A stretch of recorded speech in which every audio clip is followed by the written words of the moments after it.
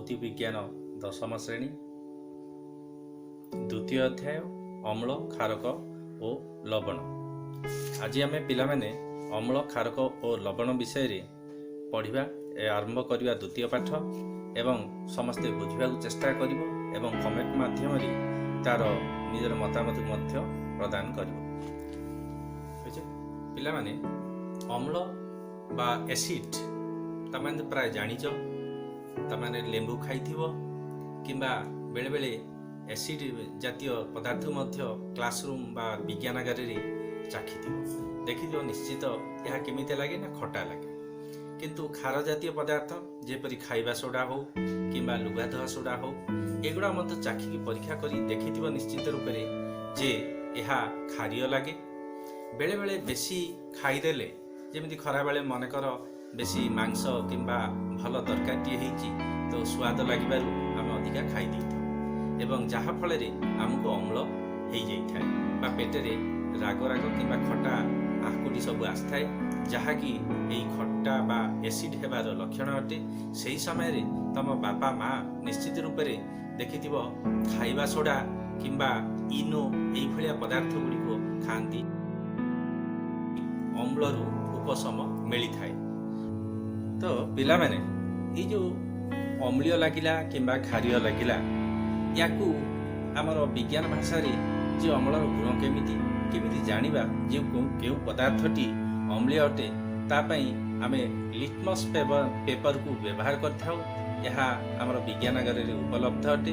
बेले बेले तमे बही दुकान रे मध्य लिटमस कागज पाई परिबो जहा द्वारा निजे मध्य घरे परीक्षा करि परिबो। देख इठी मु लिखिछि अम्ल लिटमस पेपर को बा नील लिटमस पेपर को जदि आमे अम्ल रे बुड़ेबा ताले लाल लिटमस रंग रे परिणत हो जाए। ठीक सेहीपरि क्षारीय पदार्थ को परीक्षा कला बेले जदि आमे लाल लिटमस पेपर को सही द्रवण रे बुड़ेबा ताहले नील लिटमस रे परिणत हुए। किंतु नील लिटमस को जदि क्षार रे बुड़ेबो से कौनसी परिवर्तन हब नाही किंबा अम्ल रे लाल लिटमस को बुड़ेले मध्य ताहार कौनसी परिवर्तन होई न थाए। किंतु आमे विशेष करी ये तो गला हमर विज्ञानागार उपलब्ध पदार्थ ता बादे मध्य आमे घरे मध्य प्राकृतिक उपाय उपलब्ध विभिन्न प्रकार फूल किंबा विभिन्न प्रकार पत्र साहाय्य मध्य आमे एई अम्लीय गुण किंबा क्षारीय गुणर थिबा द्रवण गुड़ी को परीक्षा करिबा।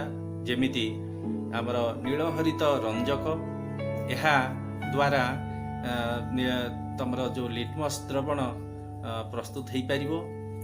यह थालोपाइटा श्रेणीर शैवालिका एवं रु निष्कासन करा जाए।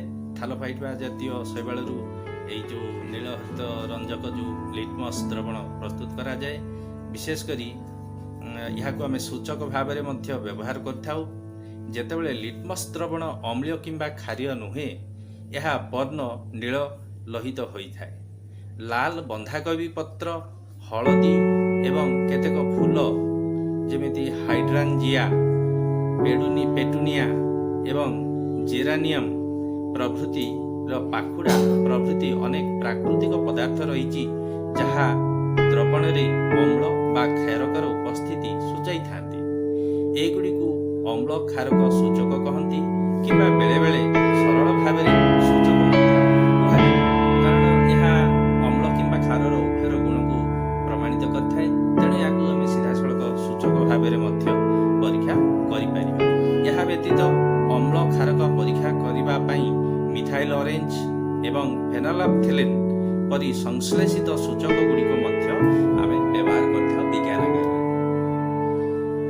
अम्ल और क्षारकर रासायनिक धर्म आम केमिति परीक्षा माध्यम बुझीपर से HCl बा हाइड्रोक्लोरिक अम्ल H2SO4 बा लघु अम्ल बा हाइड्रोजन सल्फाइड एवं HNO3 बा नाइट्रिक एसिड CH3COOH नेबा सोडियम हाइड्रोक्साइड नेबा कैल्शियम हाइड्रोक्साइड नेबा पोटासियम हाइड्रोक्साइड नेबा मैग्नीशियम हाइड्रोक्साइड नेबा एवं एमोनियम हाइड्रोक्साइड नेबा ये मानू नहीं आमे विभिन्न उपाय परीक्षा करबा जे प्रकृत रे एई भितर केउटी एसिडिक बा अम्लीय केउटी क्षारीय जहाँ फल ये जो लिटमस पेपर किंबा तमर जो फेनोल्फथेलिन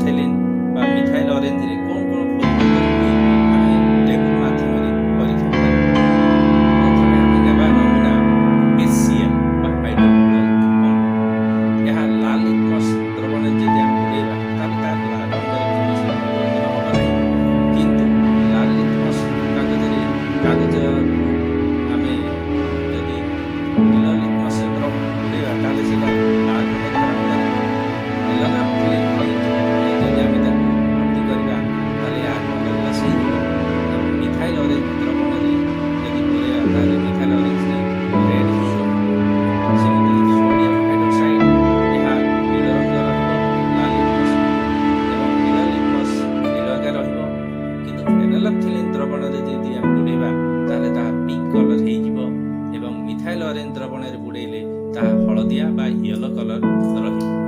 ସଲଫରିକ ଆସିଡ୍ ଏହାକୁ ଯଦି ଲାଲ ଲିଟମସ୍ ଦ୍ରବଣରେ ବୁଡ଼େଇବା ତାହେଲେ ସିଏ ଲାଲ ହିଁ ରହିବ, ପରିବର୍ତ୍ତନ ହେବ ନାହିଁ। କିନ୍ତୁ ନୀଳ ଲିଟମସ୍ ଦ୍ରବଣରେ ତାହା ଲାଲ ରହିବ ଏବଂ ଫେନୋଲ୍ଫଥଲିନ୍ ଦ୍ରବଣରେ ବୁଡ଼େଇଲେ ତାହାର କୌଣସି ରଙ୍ଗରେ ପରିବର୍ତ୍ତନ ହେବ ନାହିଁ। କିନ୍ତୁ ମିଥାଇଲ ଅରେଞ୍ଜରେ ଦ୍ରବଣରେ ବୁଡ଼େଇଲେ ମଧ୍ୟ ତାହା ଲାଲ ରହିବ।